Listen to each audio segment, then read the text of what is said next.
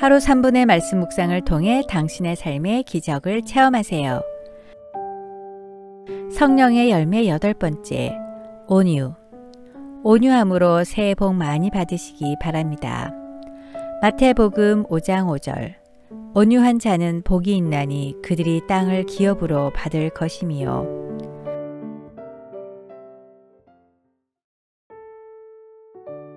(3분의) 기적을 아껴주시는 모든 애독자 여러분, 2021년 새해 하나님의 풍성한 은혜로 기쁨과 감사가 가득하시길 기도합니다.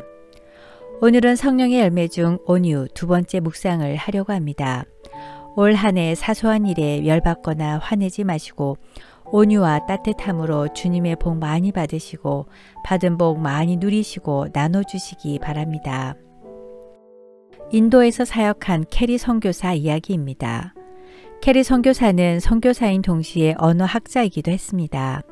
성경을 인도의 34개의 방언으로 번역한 사람이 바로 캐리 선교사입니다. 그는 원래 구두를 수선하는 사람이었는데 열심히 공부해 신학교에 가서 목회자가 되었고 하나님의 뜻에 따라 선교사가 되었습니다. 이런 캐리 선교사를 아주 무시하고 싫어하는 사람이 있었습니다. 그는 인도에서 열린 한 파티에 참석해 많은 사람에게 존경받는 캐리 선교사를 망신주고 싶었습니다. 그는 큰 소리로 캐리 선교사에게 질문을 했습니다. 캐리 선교사님은 젊은 시절에 구두 만드는 일을 하지 않았나요?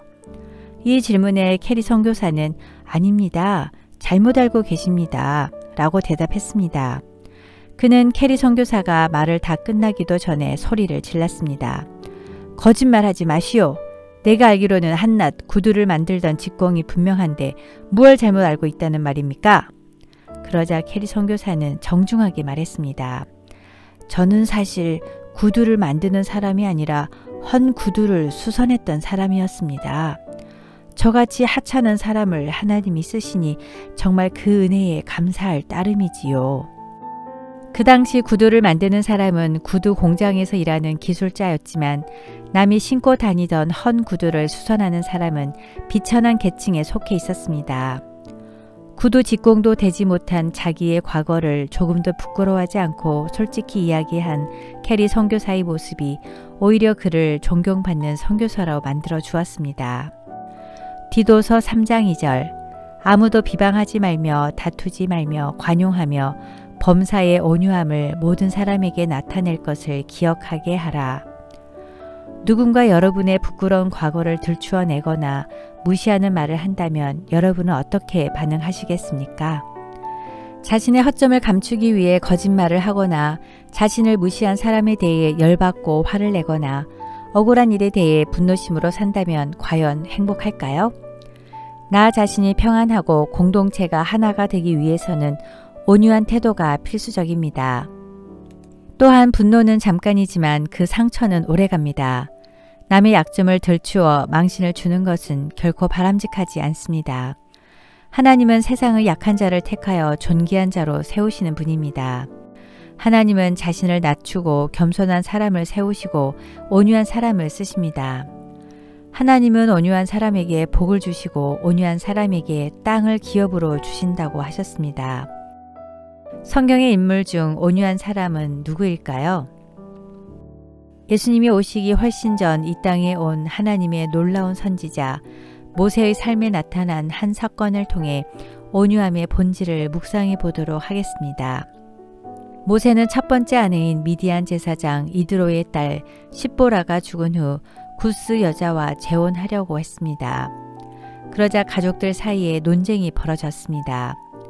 미리암과 아론은 하나님이 너에게 외국 여자와 결혼하라고 말씀하셨다면 왜 우리들에게는 그런 말씀을 하시지 않겠느냐며 따졌습니다. 그때 모세는 이런 형제들의 비방에 대해 조용히 침묵을 지켰고 기도의 자리에 나갔습니다. 이에 하나님은 모세를 지상의 어떤 사람보다 온유함이 뛰어난 사람이라고 말씀하셨습니다. 민수기 12장 3절. 이 사람 모세는 온유함이 지면의 모든 사람보다 더하더라. 모세의 온유함처럼 우리가 온유한 삶을 살기 위해서는 어떻게 해야 할까요? 첫째, 분노의 감정을 잘 다스려야 합니다. 구약에서 신약에 이르기까지 성경이 일관성 있게 강조하는 원리 중 하나는 내가 직접 원수 갚지 마라. 대신 하나님의 진노하심에 맡기라는 것입니다. 모세가 하나님께 모든 문제를 맡기자 하나님이 간섭하셔서 미리암은 문둥자가 되었습니다. 하나님이 신임하는 종을 비방하였기에 하나님이 진노하셨습니다. 우리가 억울해하거나 고통스러운 일을 당할 때 해야 할 가장 중요한 일은 하나님을 바라보고 하나님께 맡기는 것입니다. 둘째, 상대를 용서하는 것입니다. 기도하는 순간 용서가 시작됩니다. 그를 위해 기도하면 우리 안에 용서할 수 있는 에너지가 솟아오릅니다. 기도가 용서의 시작입니다. 중요한 것은 기도하기로 결단하는 것입니다. 성경은 내 마음에 용서하고 싶은 생각이나 느낌이 들거든 용서하라고 가르치지 않았습니다. 먼저 용서하라고 명령했습니다. 당신이 진정한 그리스도인이라면 그리고 성경 말씀을 하나님의 말씀으로 받는다면 용서하라는 하나님의 명령에 순종해야 합니다. 온유함도 용서도 하나님께 속한 것이기 때문에 우리의 노력만으로는 온전히 얻을 수 없습니다. 성령으로 거듭난 심령이라야 진정으로 온유해질 수 있습니다. 그러므로 성령의 뜨거운 불길로 나의 마음이 따뜻하고 부드럽게 변화될 수 있도록 기도하여야 합니다. 셋째, 용서한 그 사람을 축복해야 합니다. 우리가 상대방을 정말 깨끗이 용서했다면 마음으로부터 그를 축복할 수 있어야 합니다. 모세는 누이 미리암을 위해서 기도했습니다. 진정한 용서는 상대방을 온전히 회복시켜 줄 수 있어야 합니다. 그런데 모세는 처음부터 온유한 사람이었을까요? 성경에 나타난 모세의 모습은 전혀 그렇지 않습니다. 그는 애굽의 감독이 이스라엘 사람을 이유 없이 학대하는 것을 보고 분해서 애굽인 감독을 죽였고 애굽을 떠나 약속의 땅을 가다가 40일간 시내산에서 계명을 받고 내려왔을 때 이스라엘 사람들이 모세가 보이지 않자 금송아지 우상신을 만들어 놓은 것을 보고 계명이 새겨진 두 돌판을 땅바닥에 내던졌습니다. 모세는 분을 참지 못하고 혈기를 부리며 성질이 급한 사람이었습니다. 이런 모세의 성품이 온유하게 변화된 계기는 무엇일까요? 하나님께 기도하면서 그 인격이 점차 다듬어진 것입니다. 그렇다고 모세가 완벽한 인격은 아닙니다. 단지 분명한 것은 처음과는 다른 성품으로 점차 변해갔다는 것입니다.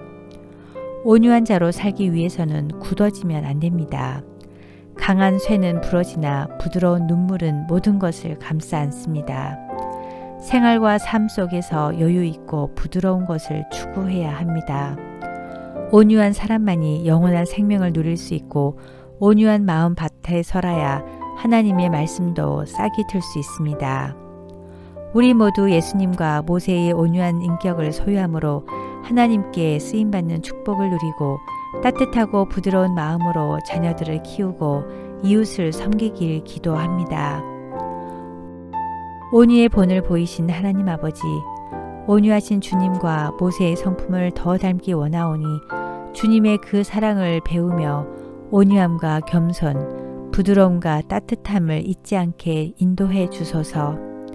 다른 사람의 약점이나 실수, 과거의 잘못들을 지적하고 비난하고 정죄하는 죄를 더 이상 짓지 않게 하시고 저보다 남을 더 낮게 여기며 서로 존중하고 이해하고 용서하고 사랑하며 축복하게 하소서. 오늘도 온유하게 섬기고 배려하는 마음으로 따뜻하고 충성된 주님의 제자가 되게 하소서. 예수님 이름으로 기도드립니다. 아멘.